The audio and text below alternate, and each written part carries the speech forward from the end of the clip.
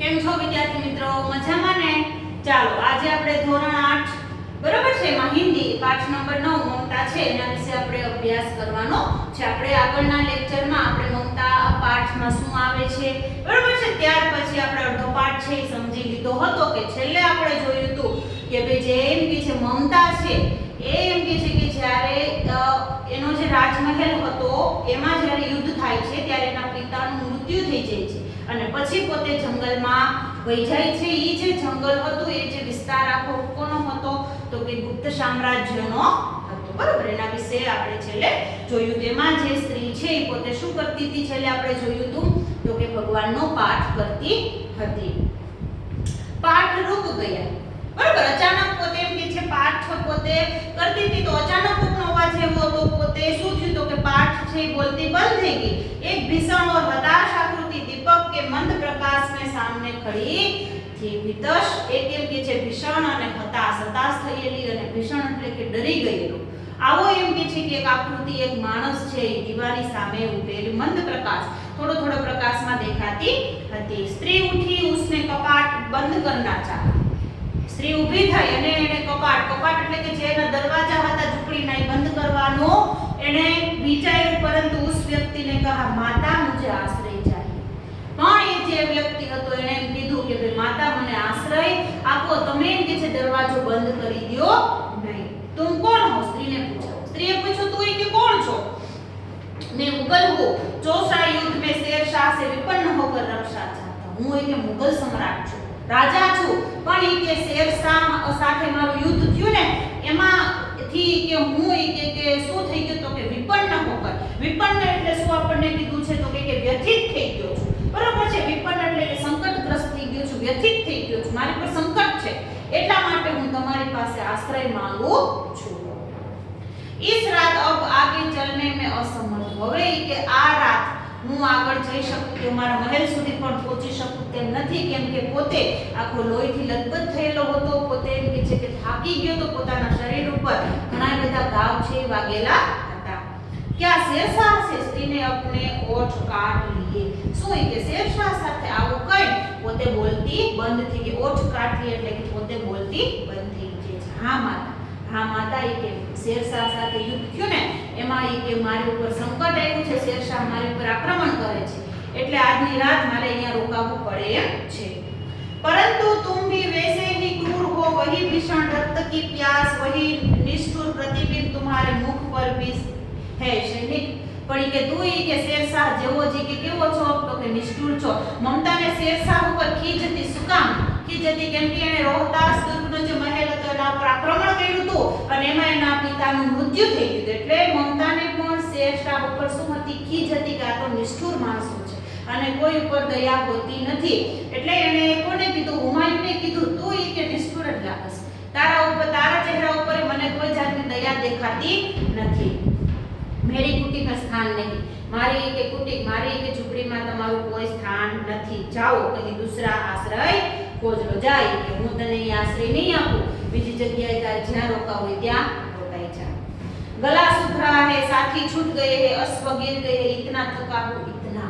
बरोबर છે. कहते कहते वो व्यक्ति दम से बैठ गई.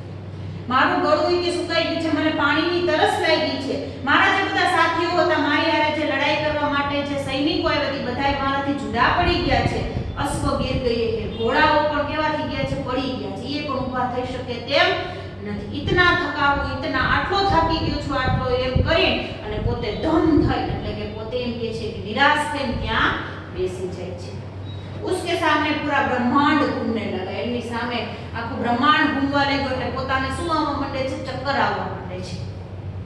સ્ત્રીને સોચા यह विपत्ति कहां से. સ્ત્રીએ કીધું ઘરે ભગવાન આ વિપત્તિ ક્યાંથી આવી મારી પર? આ મુશ્કેલી માંડ હું કે મારી જિંદગી વ્યતીત કરું છું ના એટલે પાછી મુશ્કેલી મારા જીવનમાં આવી.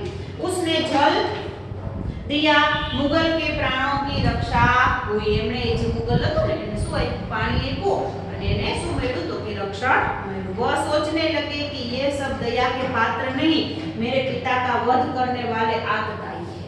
આ કે કોઈ કે આની ઉપર દયા કર્યા જેવું નથી. આ કે મારા પિતાનું મૃત્યુ કરવા વાળા જ કોણ છે તો કે આતતાઈ. આતતાઈ એટલે કે અન્યાયી, આના કોઈ ઉપર આપણે દયા કરવી જોઈએ નહીં, કેમ કે શેરશાહ ને હુમાયુન ને બધાય અંતે તો મુગલ સામ્રાજ્ય જ હતા, મુગલ રાજાઓ જ હતા.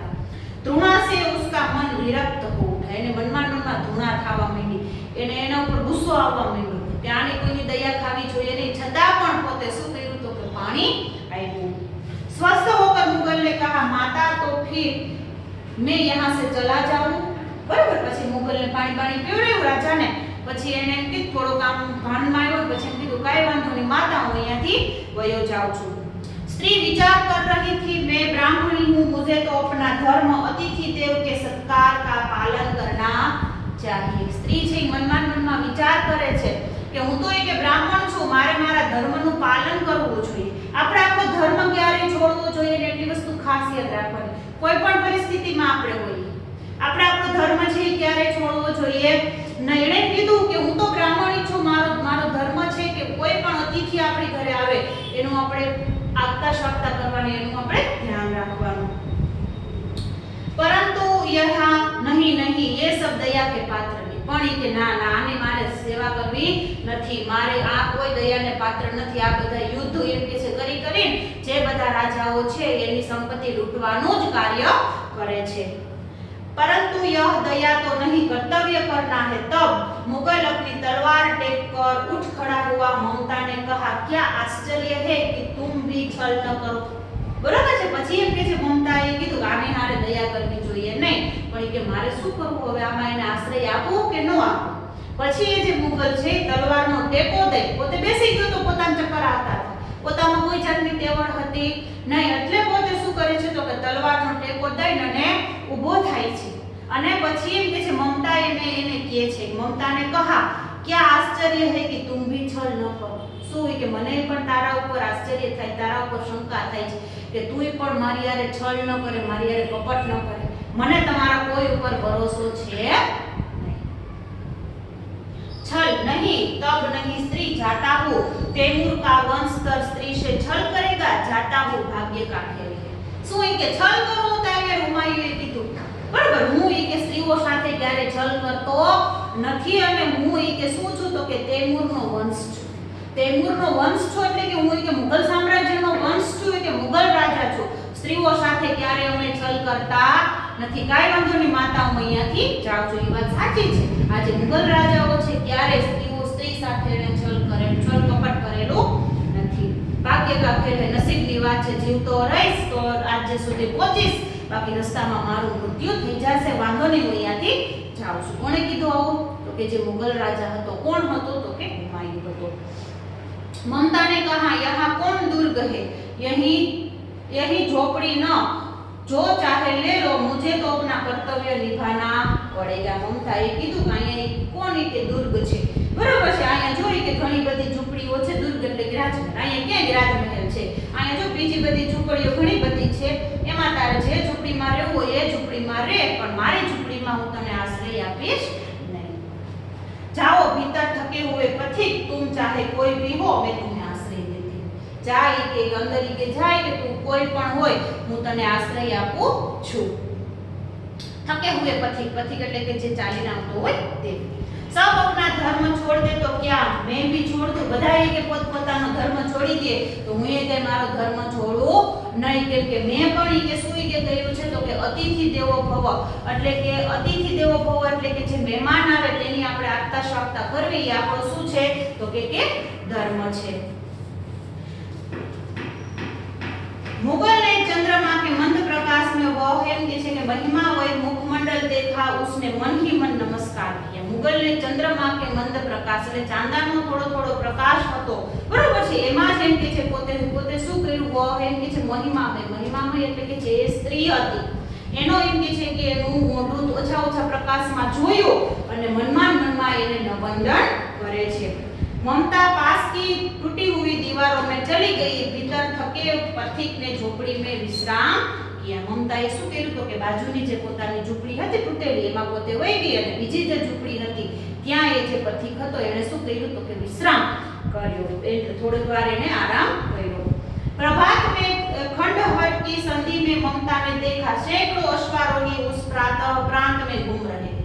સવાર થયું ને ત્યાં એક ખંડહર એટલે આજુબાજુના વિસ્તારમાં મમતાએ જોયું તો કેટલા બધા જે બધા સૈનિકો છે એ શું કરતા હતા, અશ્વારો એટલે ઘોડેસવારી બધા સૈનિકો છે એ આજુબાજુમાં શું કરતા હતા તો કે ફરતા હતા।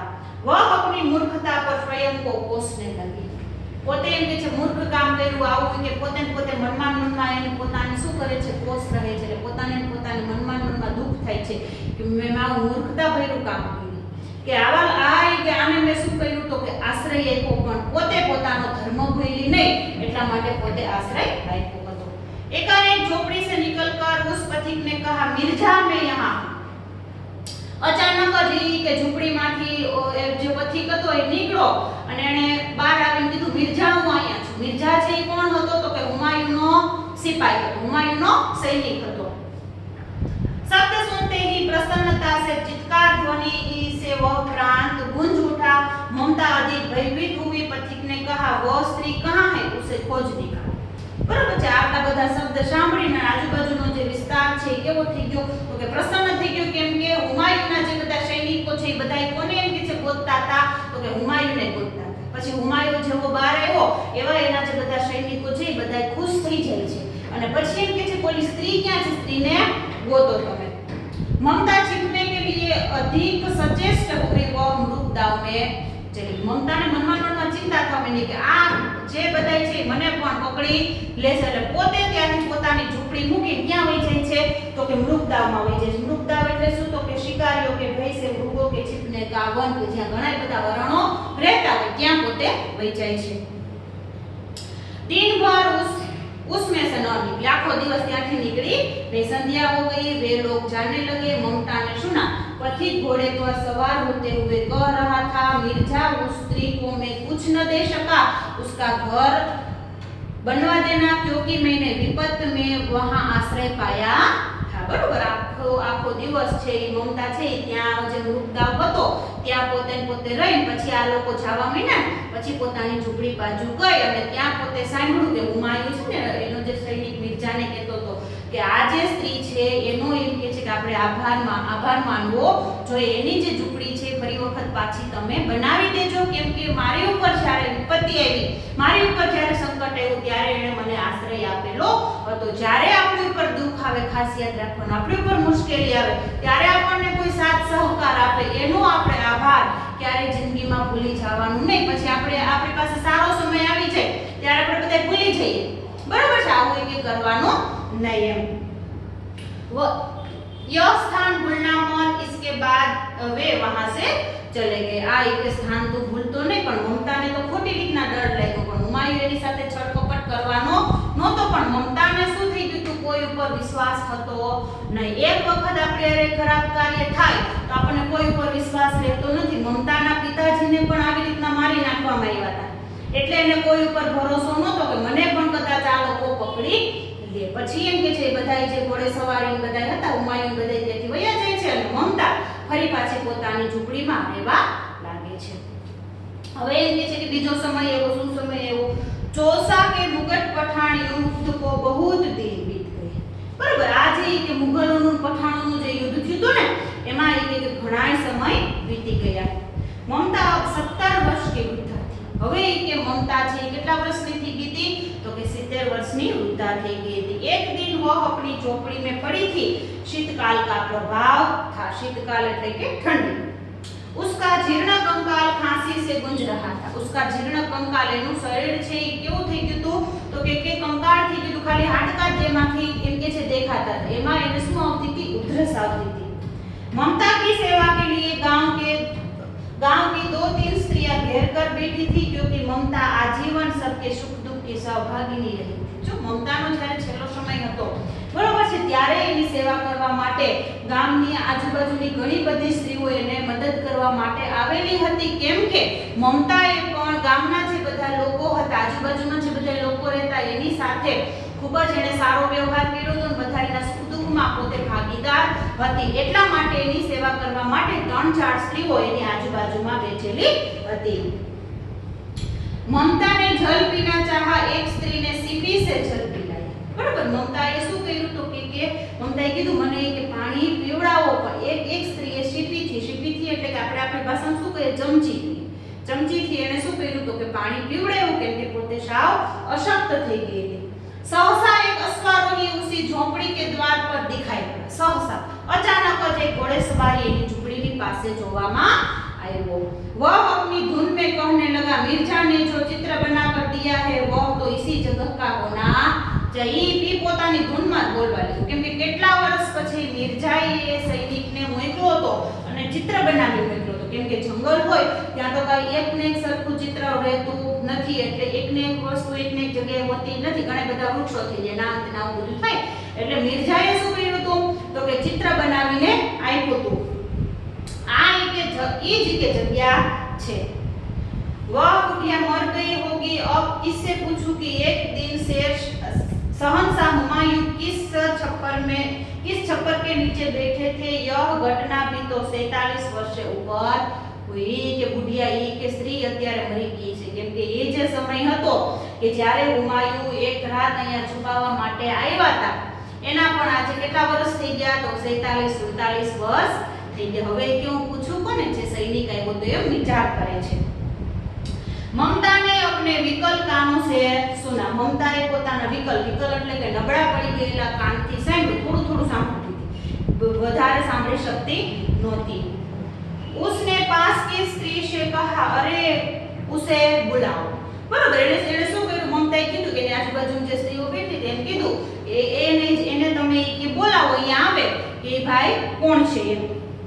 अश्वारोही पास आया. ममता ने रुक कर कहा, मैं नहीं जानती कि वो शहंशाह था या साधारण मुगल, पर एक दिन इसी झोपड़ी के नीचे वह रहा था.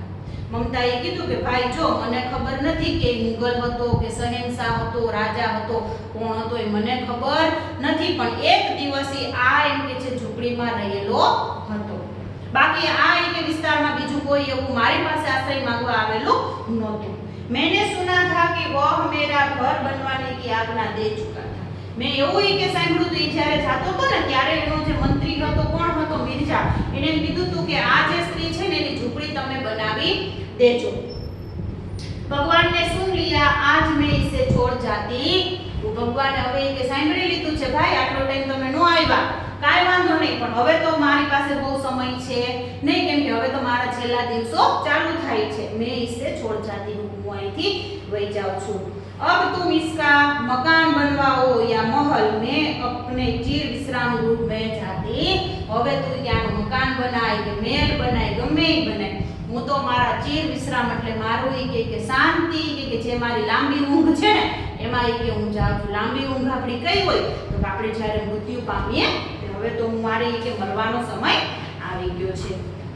बुढ़िया के प्राण पंखेर उड़ गए. बुढ़िया के प्राण पंखेर उड़ जाना એટલે શું થાય તો કે वो मृत्यु हो गई. बराबर, उसकी मृत्यु हो गई. वो अश्वारोही अवाक खड़ा रह गए. अवाक એટલે કે આશ્ચર્ય, એ જે અશ્વારો ઘોડેસવારી હતો એને આશ્ચર્ય થવા માંડ્યું કે આ સ્ત્રી તો મરી ગઈ, કે જેના માટે મારે અહીંયા શું બનાવવું હતું તો કે મહેલ બનાવવો હતો. બરાબર છે, આ સ્ત્રી તો મરી ગઈ. वहां एक अष्टकोण मंदिर बना और उस पर शिलालेख लगाया गया. એ જે જગ્યા હતી બરાબર, મમતાની જે ઝૂંપડી હતી ત્યાં અષ્ટકોણ આકારમાં શું બનાવવામાં આવ્યું, મંદિર બનાવવામાં આવ્યું અને એના ઉપર એક શિલાલેખ બનાવવામાં આવ્યો છે. सातों देश के नरेश हुमायूं ने एक दिन यहाँ विश्राम किया था. खाली એટલી જ યાદગીરી માટે 7 દેશના નરેશ એટલે કે રાજા, 7 દેશના રાજા એવા કોણ તો કે હુમાયુએ એક દિવસ ત્યાં વિશ્રામ કર્યો હતો ને એના માટે આવડો સરસ મજાનું મંદિર કે મહેલ બનાવવામાં આવ્યું હતું. उनके पुत्र अकबर ने उनकी स्मृति में यह विशाल गगनचुंबी मंदिर बनवाया, पर उसमें ममता का कहीं नाम न था. बराबर, એનો જે પુત્ર હુમાયુનો પુત્ર અકબરે ત્યાં એમ કે છે ખૂબ જ વિશાળ શું બનાવ્યું તો કે મંદિર બનાવ્યું, પણ કોની યાદમાં તો કે એક દિવસ મારા પિતાજી અહીંયા રોકાણા હતા, એક દિવસ માટે એને એવું મોટું મંદિર બનાવ્યું, પણ એને આશ્રય કોણે આપ્યો, એક સ્ત્રીએ આપ્યો. એનો કોઈ જાતનો કે ઉલ્લેખ કરવામાં આવેલો નથી, ખાસ તો મમતાની યાદમાં જ બનાવેલું હતું.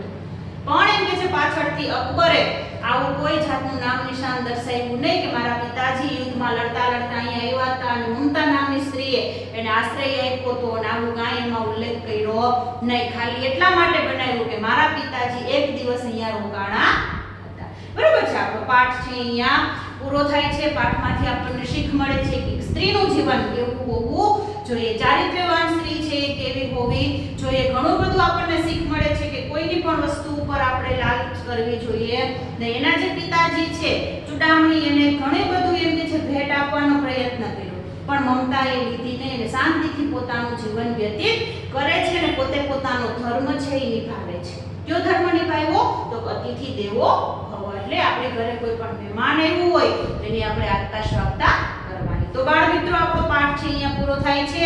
હું આશા રાખું છું તમને આ પાઠ સારી રીતના સમજાઈ ગયો હશે. પાઠ છે વાંચતું જવાનું ને એમાંથી 15 કે 20 MCQ આપણે કાઢવાના, એટલે પાઠ છે આપણે સરળતાથી સમજાઈ જાય. ચલો હવે આપણે નવા વિડીયોમાં નવા પાઠ સાથે મળીશું. ત્યાં સુધી આવજો. જય શ્રી કૃષ્ણ.